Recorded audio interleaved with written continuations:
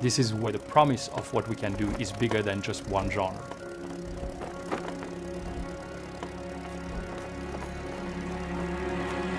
This time, Sony came around to us and they came to our office and they said, here's what we're thinking. What are you guys thinking? What have you been held back by? And what would you do if you didn't have any technical limitations? That they gave us the possibility to provide feedback and to adapt based on the feedback they received from developers was, for me, a very important message. All these developers had a hand in actually helping form what the PlayStation 4 would eventually turn out to be. We took all that into consideration to create the system that just works.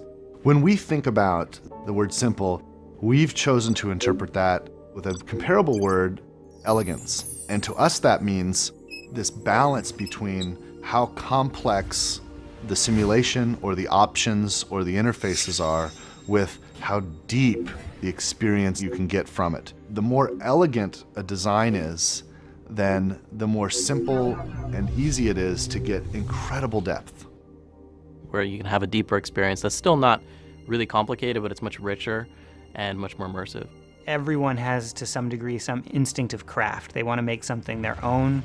They want to make it a representation of themselves to other people who know them. Through personalization, there can be a relationship between the kind of content that I'm interested in and how the options are presented to me. So this system actually is very much aware of the player and what's going on in the room at any given point. So for example, when I go to the PlayStation Store, right now I see advertisements and commercials for a lot of games that I'm frankly not interested in. Having a good way to present you the games that you're interested in is very important for us. If we want everyone to be engaged in gaming and love it and understand it, we just got to make it easy for everyone to get into that and not waste everyone's time. That doesn't involve 3 minutes of boot up and disk shuffling and sort of all of these things that are just like a nuisance between the impulse to play a game. So immediacy becomes an important goal. I want to make the decision to experience something or to access something, and I want it right now. There isn't any more waiting time, there isn't any more startups. I literally walk in, pick up the controller, hit the start button, it just goes. It's a huge win for gamers.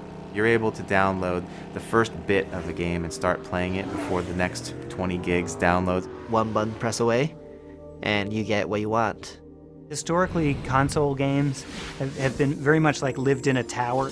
You go to your living room, you have that experience there, and that's where it happens, and then like you leave your living room and then you have the rest of your life.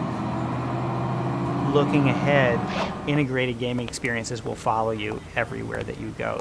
The entire world has changed in the way you can interact with many devices wherever you are at any time of day. So there'll be some window